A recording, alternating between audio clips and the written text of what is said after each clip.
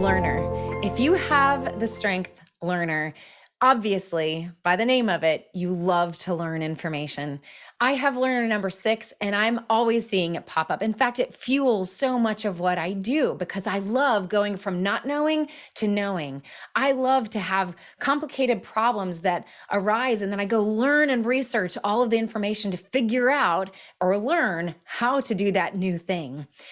I've picked up the cello. I've learned how to build websites. I've learned how to build a directory, all because I love that process of learning. But sometimes I see my learner pop up in some very random ways. In fact, I could be driving down the road with my husband and come up with random questions like, why are barns red? And can cows get sunburned, right? These are such random questions that are not really answers I need to learn a whole lot about, but I'm curious about all of these interesting things out there that I could learn, and then now I know. The superpower of learner is that it's actually a strategic strength. If you have no other strategic strengths, in order to figure out how you're going to make that decision, you might go and Google or YouTube, whatever you can find to help you figure out how to strategize that problem. For example, if you're going to go to Disney World, you might Google all the different people who've been to Disney World and what they learned and how they're sharing that information with you. Or perhaps you're going to go to YouTube and watch other people talk about what they learned as far as best practices for how to plan a trip to Disney World.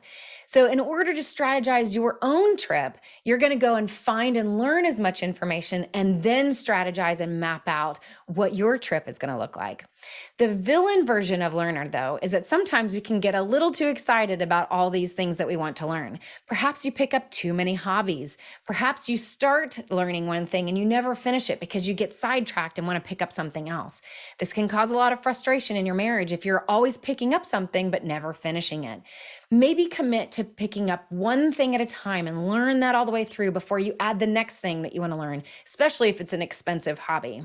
Either way, think of how you can collaborate with your spouse with their strengths, bring that information to the table, learn maybe some of the things that are exciting for you to learn, and then also leave room for your spouse to bring their strengths to the table as well.